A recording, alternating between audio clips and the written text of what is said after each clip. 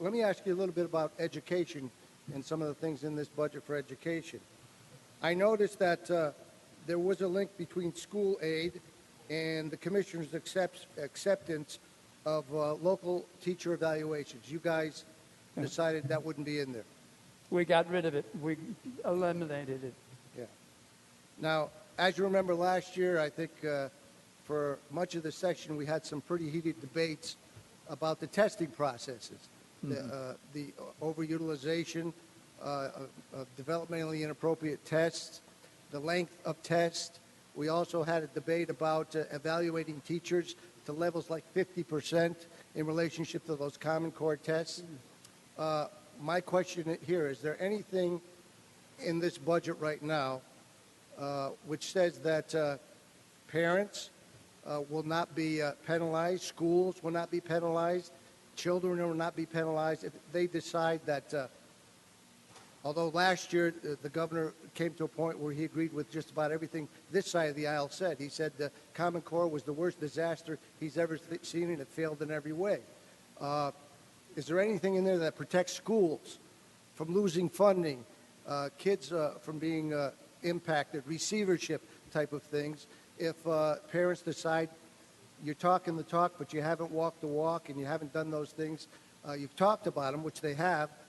They delayed them a little bit, but I haven't seen them put in place the actual realization of some of their conclusions. Is there anything in here that protects parents, teachers, schools, specifically schools from losing dollars from the state of New York?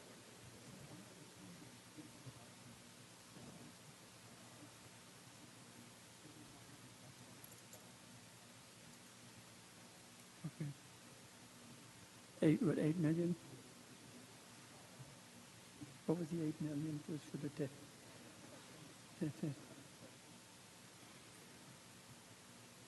Well, number one, the testing, we put $8 million in there to do it, to allow them to do it when they figure out what they're going to do. But the other things you talked about are federal, and they're the ones that are responsible for that, and to them, so that we're not part of. And our budget is not part of it. Well, we do get federal money, but we also provide state funding through our formulas to the schools. Yeah, we give money to them, but you said other things which were really more federal requirements. Well, let me restate this. Last year we had several discussions, and we know that superintendents in schools, and the governor was talking about it. Our commissioner back then was saying that, well, if we don't get 95% utilization and activity in these tests, there may be a penalty that schools would lose state funding.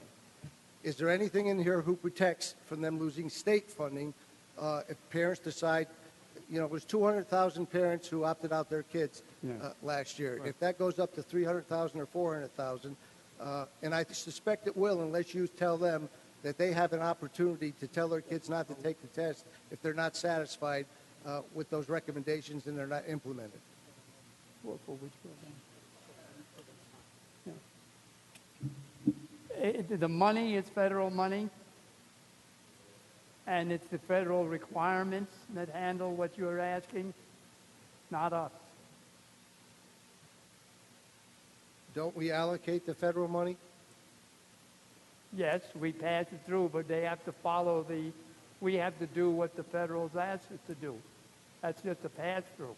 So there's potential the federal government could penalize school districts then? Yeah, they're the ones that make the decisions on those things. They're the bad boys. Yes. Let me ask you this. Last year we put out the proposal, and it actually would allow for 50% evaluation of teachers based on how well their students did on the Common Core test. It became the holy grail. Yes. And as an ex-teacher, I had a real job at one time for about 10 years.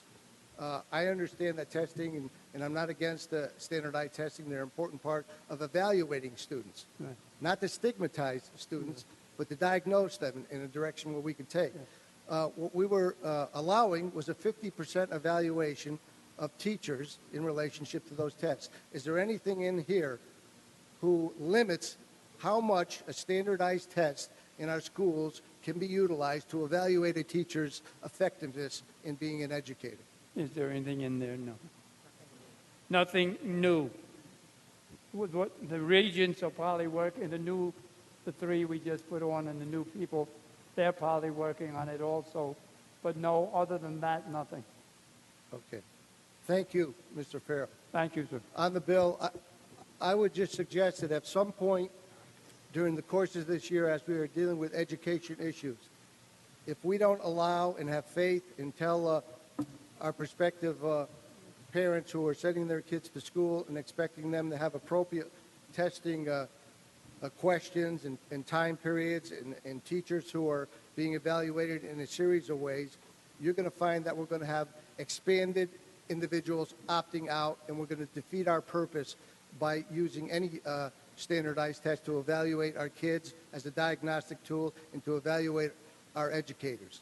And secondarily, the last one, if we don't pass legislation in statute to limit how much these tests can evaluate teachers, I think they and the parents, rightfully so, are going to be so upset that they're going to continue to come out in force and ask their kids not to take these tests. So I would say I think we need to get a couple pieces of legislation done, not to control the regions, but a couple things that we should be responsible for parents and kids in our educational system.